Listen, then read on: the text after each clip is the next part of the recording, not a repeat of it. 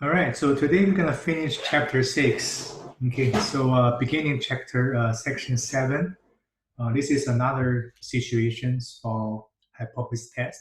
This is small sample test for difference between two means. Okay, as you remember, we have similar situation for chapter 5, the confidence interval. Okay, uh, we have also done large sample test for difference between two means. But let's look at what we'll do when the sample size is small. Okay, probably you have guessed about it. When the sample size is small, uh, we can use students' t distribution or the t-test. Okay, because when the sample size is small, we cannot use the central limit theorem uh, to simplify the distribution into normal distribution, okay, like we did before. But if we know the populations following normal distribution, okay, again, this is the condition. Okay, the populations has to follow normal distribution. Okay, then we can use the student's t distribution to do the hypothesis test.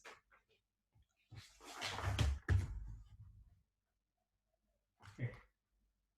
So if we define x1 to xn as one sample and y1 to yn as another sample, okay. And again, both of them follow a normal distribution. Okay, the mean value is mu x and mu y, and the standard deviation sigma x and sigma y. Okay, and also the sample need to be independent to each other. These two samples.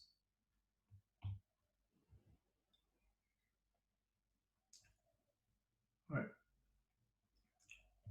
If we do not know the sigma x and sigma y are equal, this is a general case. So we do not know sigma x and sigma y are equal. Okay. Again, this is the general case.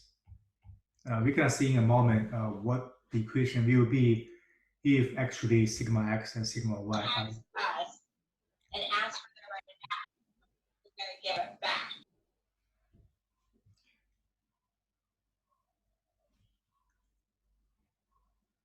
All right. So let's say the null hypothesis H0 is set up as the difference between mu x and mu y less or equal to delta 0. This is the value we want to check, for example, 0. Or large or equal to delta 0 or equal to delta 0. Okay. So we're going to calculate first off of our degree of freedom. Okay. The degree of freedom need to be calculated for all the students' t distribution. And this is the equation for that. Okay. So the degree of freedom is a function of the sample standard deviation, okay, the sample size for x and y. Okay.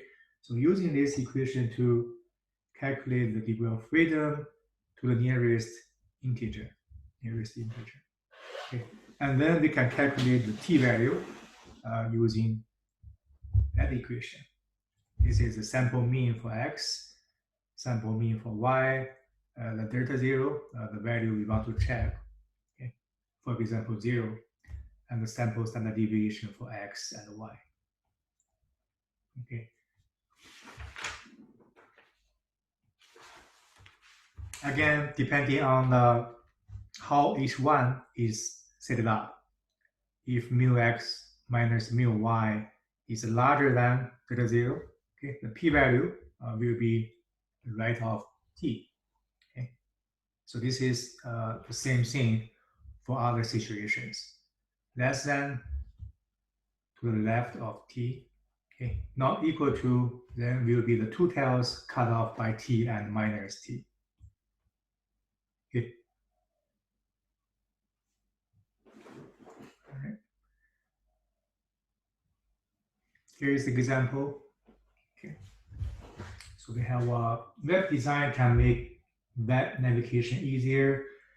A paper present comparison of items recognition between two designs. Okay, so compare two designs. One sample has 10 users.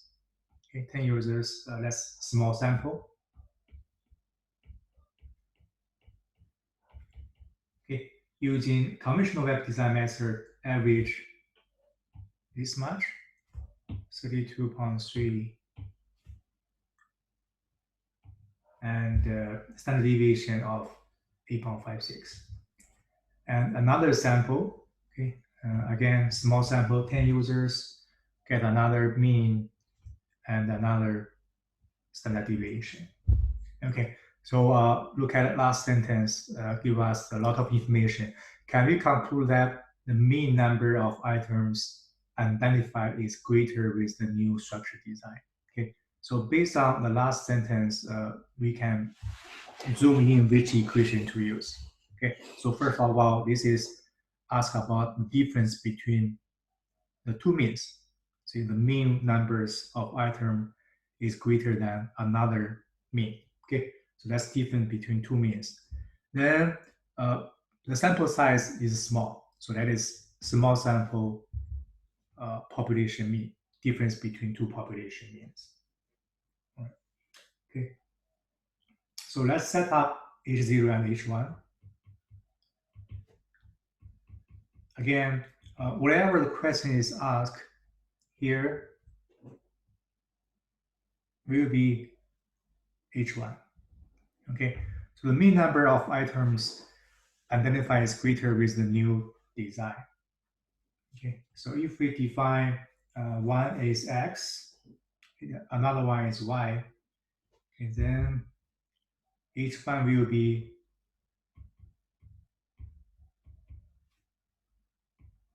okay, greater than the new design, so larger than 0.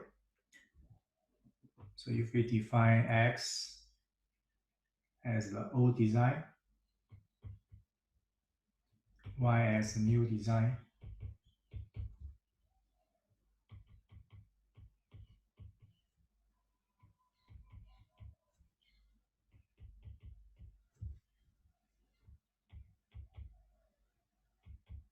okay.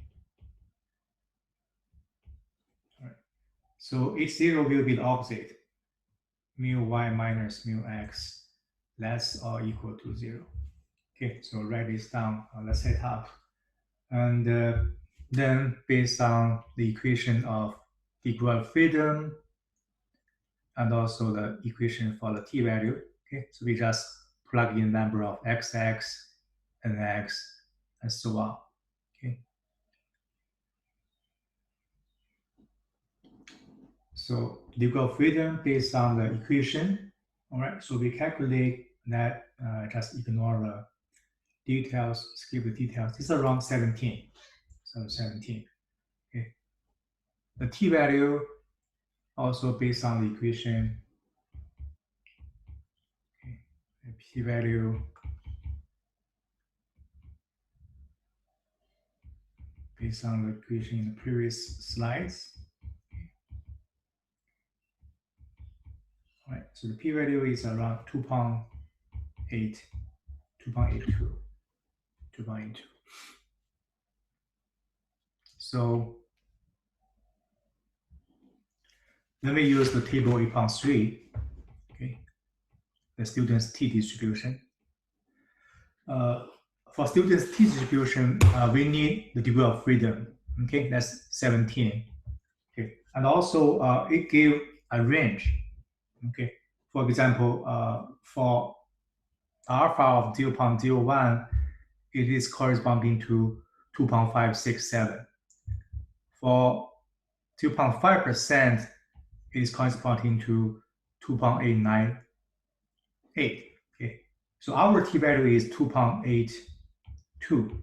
Okay, which is between 2.567 and 2.898. So the p-value will be somewhere between 0.1 and 0.005. Okay, so again, for students' t-distribution, we give a range for the p-value.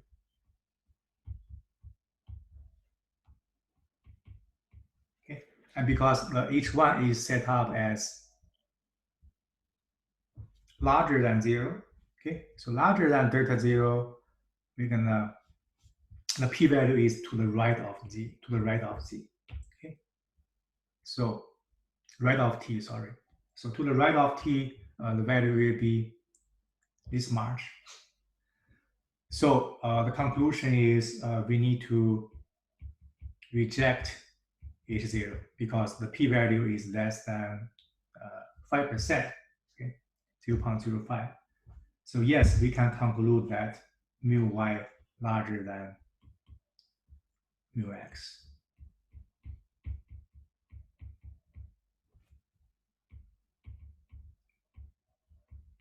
Okay.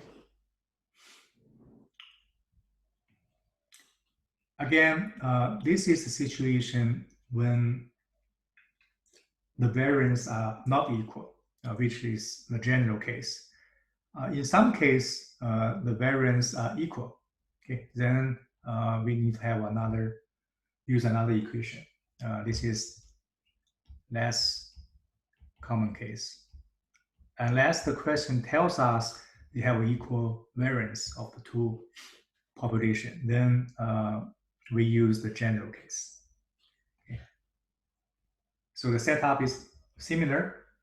Okay, we have two samples from normal distribution. Okay, so again, this is condition has to be met. When the sample size is small, we have more requirements for the population. It need to be normal.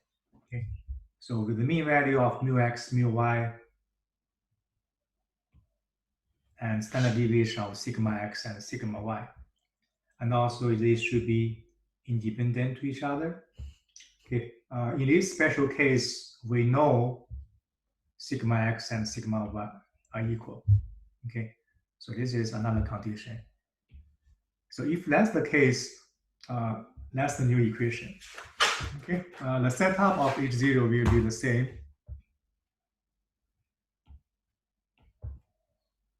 Okay, but we calculate another parameter called SP, and we plug SP into the student's t distribution. Okay, for the degree of freedom, it is equal to nx plus ny minus 2. Okay, so this is the degree of freedom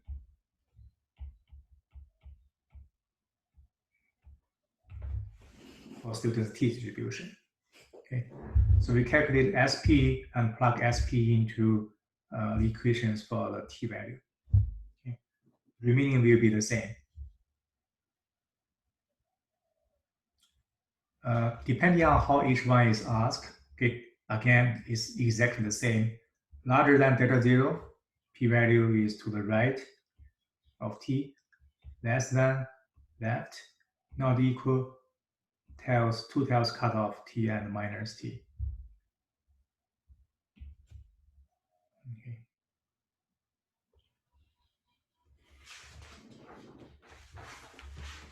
Right. So this is another example. We have small sample, okay, 5 replicates, okay, one mean 3.16 standard deviation, and another sample also small 7, okay, mean and standard deviation. Okay, so this example is different because it tells us assume that it is no population variance are nearly equal. Okay, so that tells us we're gonna use the equation in the previous slides. Okay, so can we conclude that? Okay.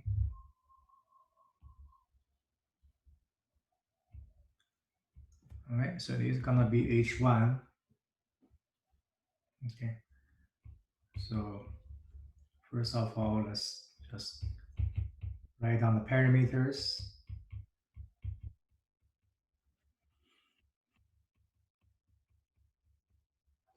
So we calculate the parameter SP, right? So the SP, again, based on this equation.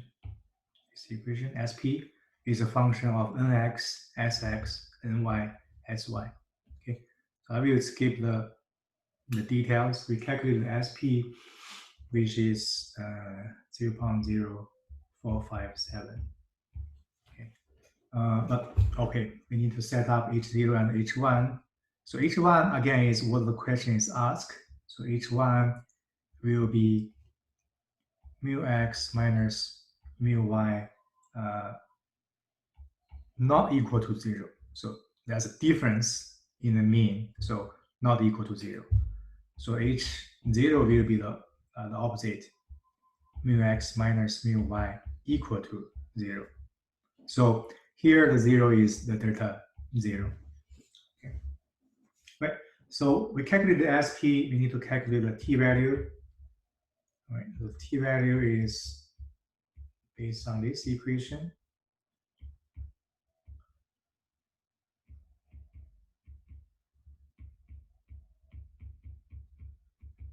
Right.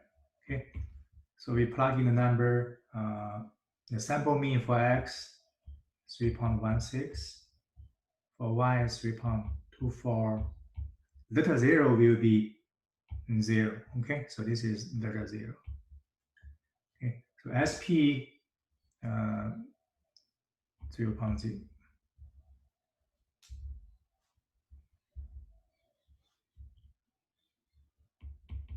457. That's the SP.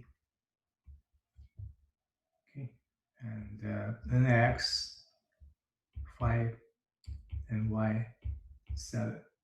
Okay, so we calculate the t value, which is minus 2.990. And the degree of freedom is equal to nx plus ny minus 2. Okay, so that is 5 plus 7 minus 2. That is 10. Okay, so based on this and this, we go to the table 8.3. Okay.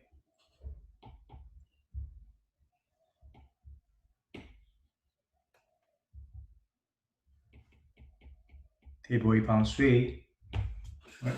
Because it is H0, H1 is set up as not equal to 0. So not equal to 0 should be the tails cut off by t and minus t. Okay. So again, in student's t distribution, we give a range, and we found out for the t value of minus 2.99, the p value is between 0.01 and 0.005. Okay, and same thing for the minus t, which is 2.99. So the p value will be between 2 times 0.005 and 2 times 0.01. So that is between 0.01 to 0.02. Okay, so the p-value is less than 5%. So less than 5%. That is the alpha we assume if the question doesn't tell us the alpha. Okay, so let's draw the conclusion. So we reject p-value is small enough. We reject H0. So we conclude H1 is true.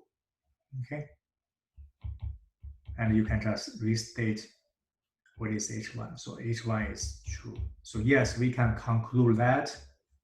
You just repeat the last sentence. We can conclude that there's a difference in the mean measurement between the two methods.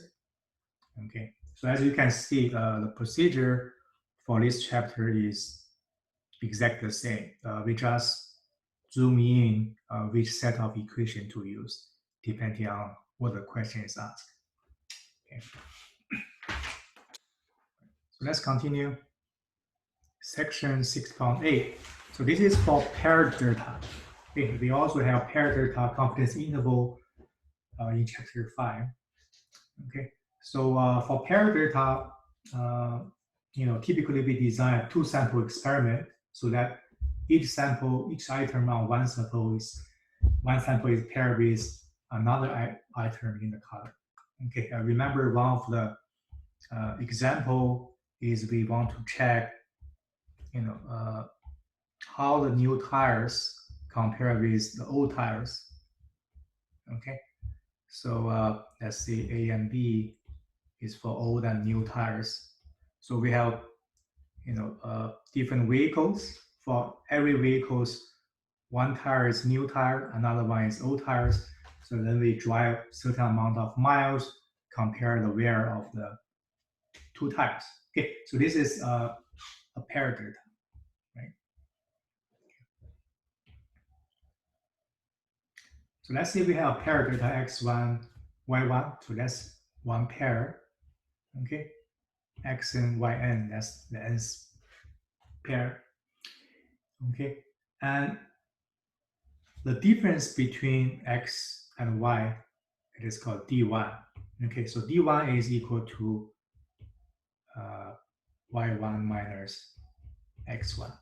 Okay, so d1 is a sample from a normal population. Okay, so again, this is the requirement, has to be a normal population. And depending on how h0 is asked,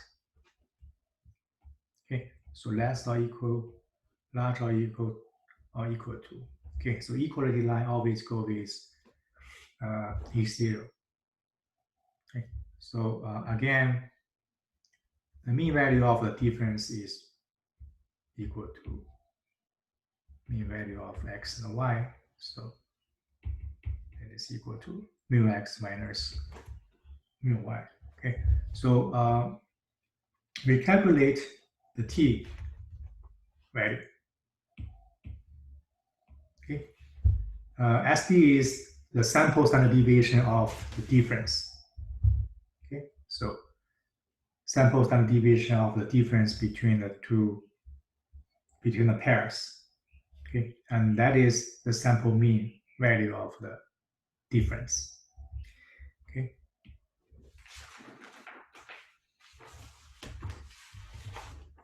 And again, H1 is the same setup.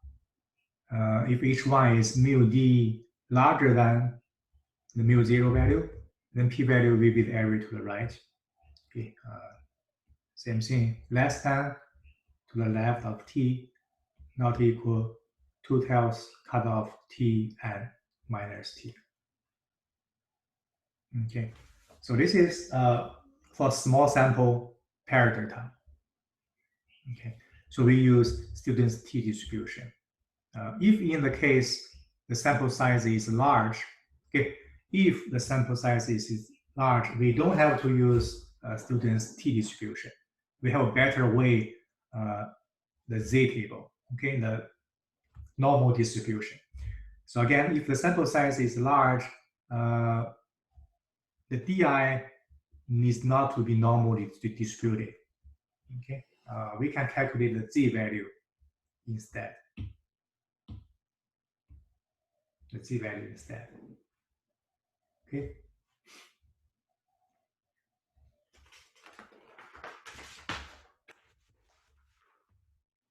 And here is the example with 7 sample size. So that's a small sample. Okay. All right. So this is muzzle reflex. Okay. Stimulated through electric impulses, either to motor point or to nerves. Okay. The article reported a study in which both methods are applied to the upper arm regions of each of several subject. Okay, so each of the several subject, we have 2 set up. One is nerve, another one is motor point. Okay, so we have pair data, and the sample size is 7, so that's small sample. Okay, can we conclude that there's difference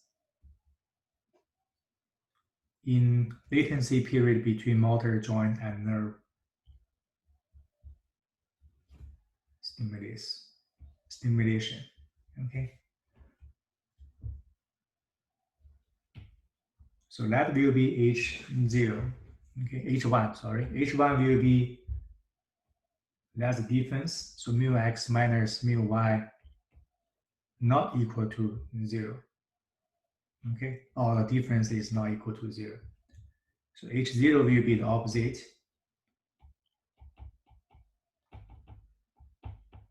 equal to 0. Okay, so D difference equal to 0. All right, so let's see if nerve setup is X and motor point is Y, that is difference. Okay, so 3 is equal to 59 minus 56. So that's the difference. Okay, we plug in the equation, but first of all, we need to calculate this value. This is the average of the difference of the sample. So that is equal to 3 plus 5 plus 2 plus last one 3. Okay, divided by 7. Okay, so that is 4.2857. And also we need to calculate, this is the difference variance, the sample variance of the difference. Okay, we have equation for that. Okay, this is just square of 3 plus square of 5 plus square root of 3, the last one. Okay, and minus n is 7. The D average is 4.857 divided by n minus 1. So that's 7 minus 1, that's 6. Okay, so we calculate SD square 2.57. Okay, and from there we get SD is equal to 1.60. Okay, then we go back to the equation here. All right, you calculate the t value.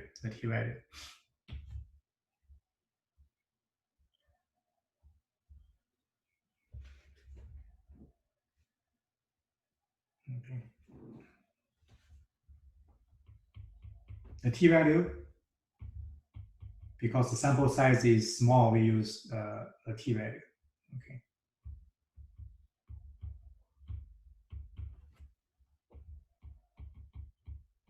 Plug in a number. Okay, the t value is 7.08. Okay, so 7.08, we use table 8.3. Okay, the p value, depending on how each one is asked, not equal, that will be the cutoff of 2 tails. Okay, so I will skip the details. It's the same method when we look at the t value. So the p value is turned out to be less than 0.005. Okay, and the degree of freedom will be n minus 1, so that's equal to 6. So based on the t-value and the degree of freedom, we look at the table 8.3, so we get the p-value, okay, depending on how the h1 is asked.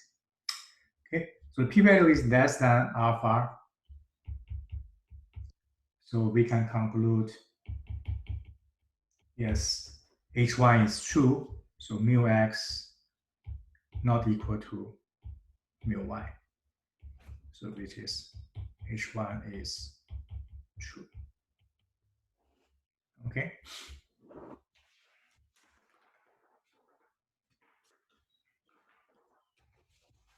All right. So this is all the situation we discussed. The end of chapter 6, we discuss something more, okay, which is called power. Okay. Let's look at what is power. All right. So a hypothesis test result in type 1 actually should be type 2 errors. Sorry. So if H0 is not rejected when it is false, okay, the power is defined as the probability of rejecting H0 when it is false. Okay, so as a result, power is equal to 100% minus type 2 errors, okay, which is H0 is not rejected when it is false. Okay, so the larger the value of power, the better. Okay, because the larger the value of power, the smaller the value of type 2 error. Type 2 error. Okay. For type 1 error is reject H0 when it is true. Okay, and we know the type 1 error is controlled by the hypothesis test, okay, when it is true. Okay, so we control that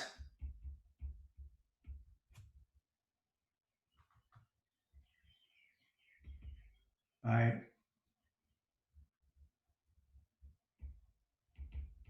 reject H0 when p-value is less than alpha. Okay, so all we do before is we control the value of type 1 errors, which can be well done because when the p-value is less than, for example, 5%, we can make sure the type 1 error is small enough, okay, less than alpha. But here we talk about type 2 errors, which is H0 is not rejected when it is false. And that one is controlled by the power. Okay. So the larger the power, the better. The larger the power, the smaller than the type 2 errors. Okay. So that's the reason why sometimes we want to calculate the power. Okay. So again, type 1 error is kept small by choosing a smaller alpha. Okay. At the significance level. Okay. So we discussed this already.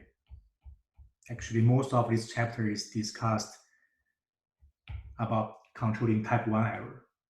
Okay, if power is large, okay, then type 2 error will be small, okay, because power is equal to 1 minus type 2 error. Okay. All right. So that's the reason we may want to calculate the value of power. Okay. So the purpose of power calculation is to determine whether or not a hypothesis test is likely to reject H0 in the event that H0 is false. Okay, so that is type 2 error. So the steps to calculate power is this. So we need to calculate the rejection region. Okay, and then we calculate the probability that the test statistics, such as the mean value or the proportion, fall within that reject region if alternative hypothesis is true.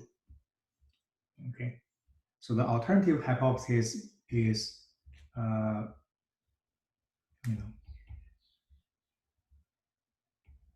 we're going to discuss in a moment.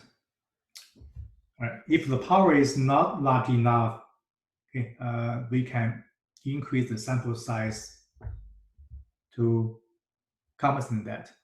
Okay. And here is the example about how to calculate that power. Okay. So find the power of 5% level test of this setup. So tells us the setup of H0 and H1. Okay. For the mean yield of the new process under alternative mean value of 81. Okay. The sample size is 50 and sigma is 5. Okay. I'm going to show you how to calculate the power. But of course, compared with what we discussed before, power is not as important, but this is how we calculate power in this example. Okay, so first we get the reject region.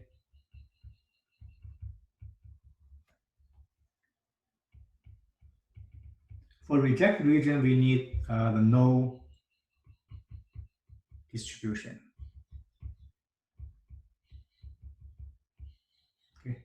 So no distribution is depending on how H0 and H1 is set up. So the mean value and the no distribution will be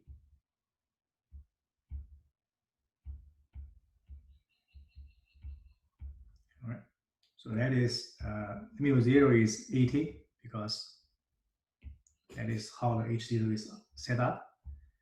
Okay, the sigma is 5, so 5. Sample size is 50.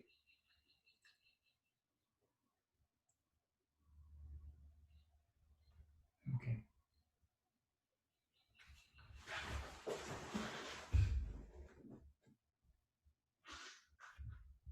All right.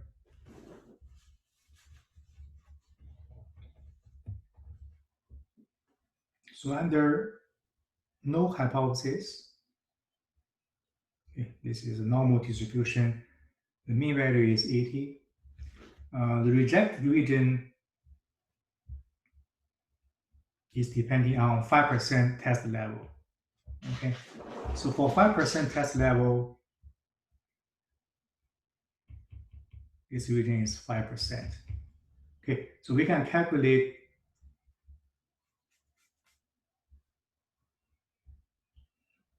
the value of mu. Okay, depending on that, the z value will be 80 plus 1.645. So because this is 5% based on the z table, the z value will be this. Okay, the z value, sorry, so it should be 80 plus 1.645. That is the new z value based on that. Okay, so times sigma, okay, we get the value is 81.16. Okay, so this value is 81.16. So the reject region is will reject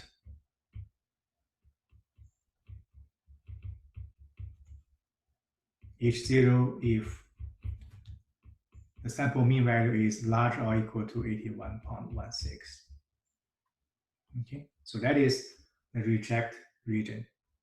So this is rejection region.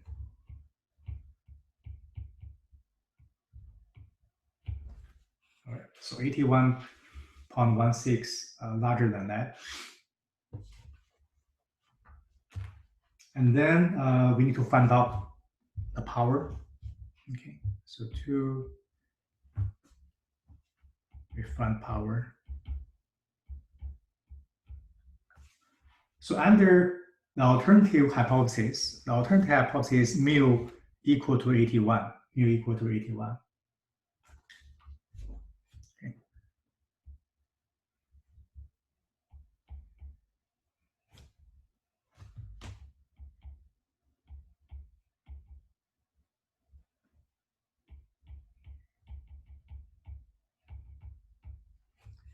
Mu equal to 81. So let's draw the two distribution. One is the no distribution.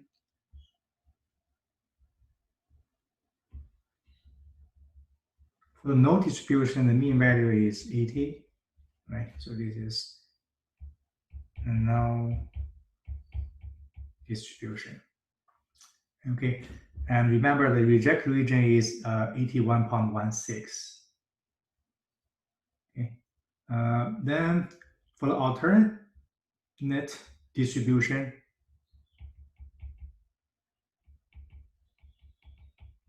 okay, so the mean value is 81. Okay, because it's 81. So the mean value is 81.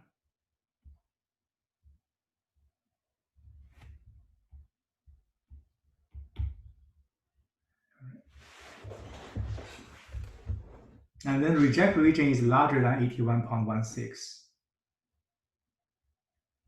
So 81.16. All right.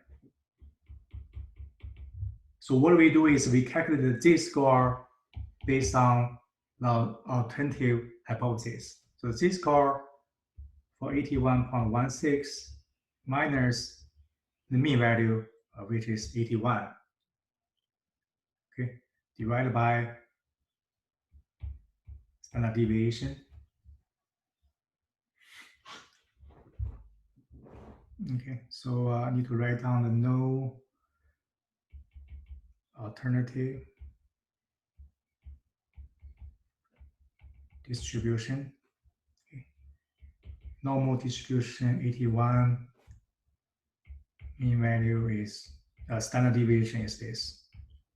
Okay, all right. Okay, this is square. Sorry. Okay, so we calculate that the z-score is 0.23. So the areas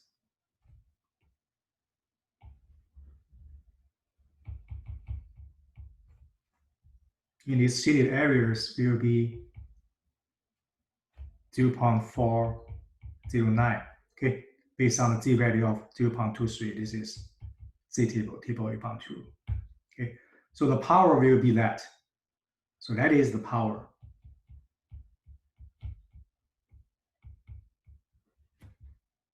Okay, so the power is pretty small.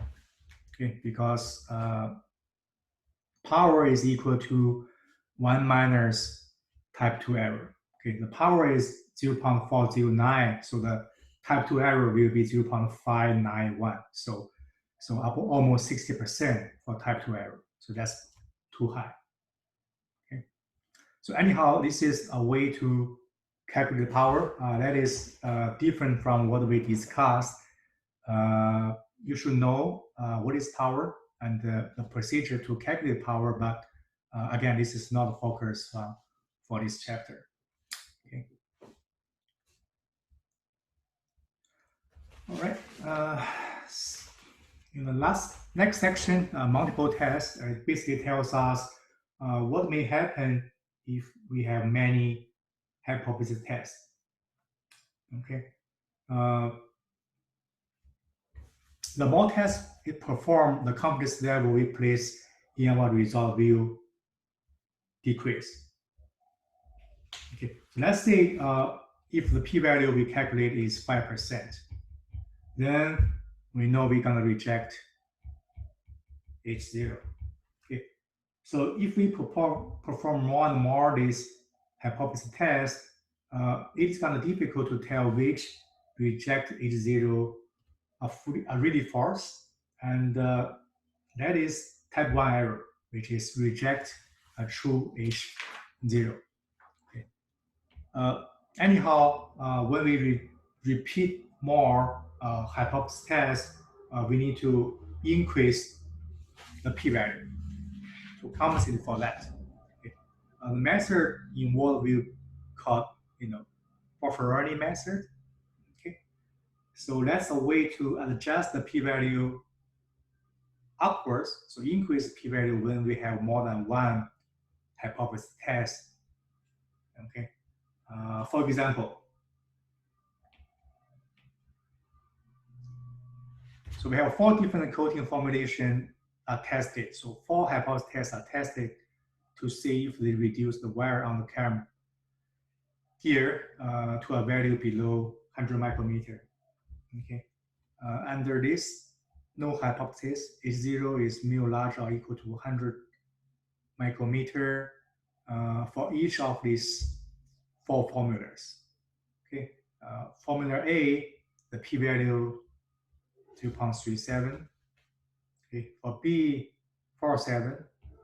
For C, 0.005. So C has a very small p-value, but D is 0.21. Okay.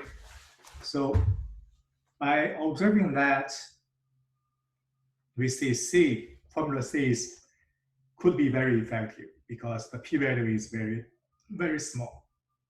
Okay. But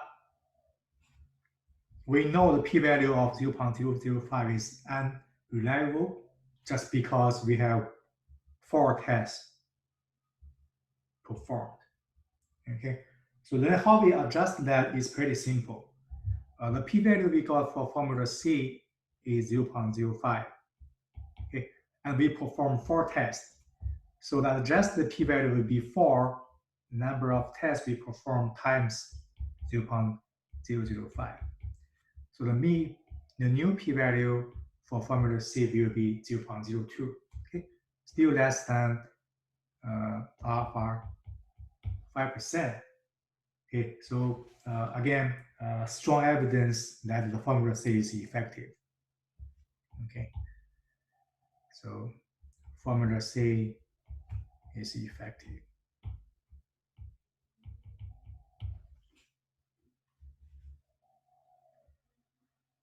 Right. And the last section, using simulation to perform hypothesis test. Okay, similar to confidence interval, we can also use software simulations such as Excel to check assumptions. Okay, we can use simulation to test the difference between two means for proportions, or difference between proportions depending on the sample size. Okay, and we can also even use simulations to calculate the powers. Okay, as we discussed in the section 6.13. Okay, so the focus for this chapter, chapter 6, is to calculate hypothesis test depending on what the question is asked and depending on how the sample is set up. For example, large sample for population mean, we discussed in section 6.1. Okay. And how we draw conclusion from the result of hypothesis test. So this is what we discussed in section 6.2. This is 6.1. And test for population proportion and difference between two proportions. Okay, that is 6.3 and 4. And what do we do for small samples? Small sample test for population mean, we use students' t-distribution. Okay, and also for the difference between two means, depending on the sample size, is large and small. So large sample we use the z-distribution, the normal distribution.